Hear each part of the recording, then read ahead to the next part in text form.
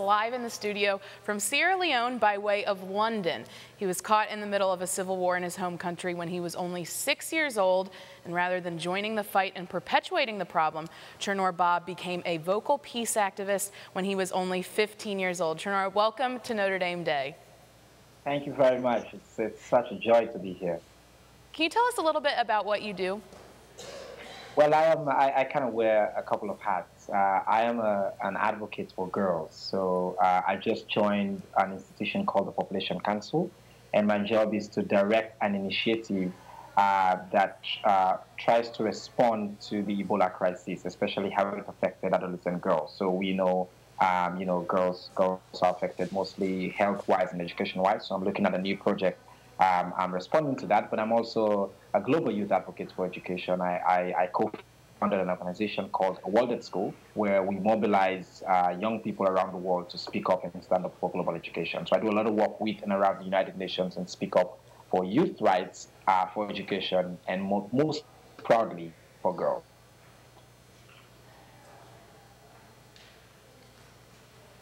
And what prompted you to pursue a degree in peace studies at the Kroc Institute? As you said, I grew up in war. My childhood was defined by conflicts. I had seen war, but I didn't really understand what really was the inspiration for conflict and all the terror. So after my undergrad, I was looking for a graduate studies program that really combined reflective practice with the academic rigor. And you can't find much better out there than what is offered at Kroc.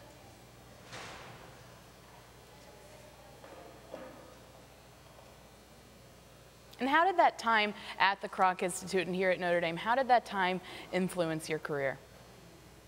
It's had a really remarkable influence on me. First of all, just the mentorship and the education that I got from professors like Scott Appleby, who's going to come on later, John Paul Lederach, the late John Darby.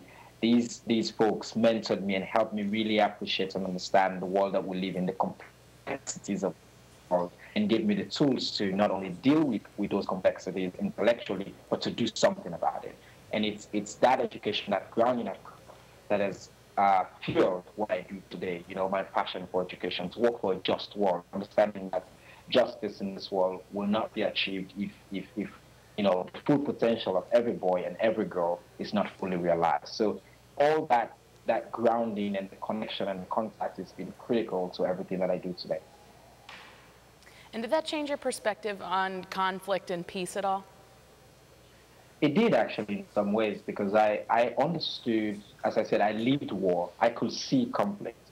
But what I didn't understand before Kroc was, what are the factors? What are the complex factors in society? What are the things that you really need to deal with? The strategic thoughts, the role of education, the role of kind of dealing with the marginalized, the young girls that I work for now in Sierra Leone, in countries affected by Ebola. So while I was at Kroc, I was really able to understand that it's not just political powers, it's not just people disgruntled that lead to conflict, but it's really all these other underlying structural violence and deep social issues.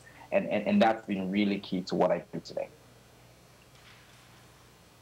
All right, well, thanks for joining us all the way from London, Chernor. Your achievements in the face of adversity are truly inspiring. Thank you. Thank you.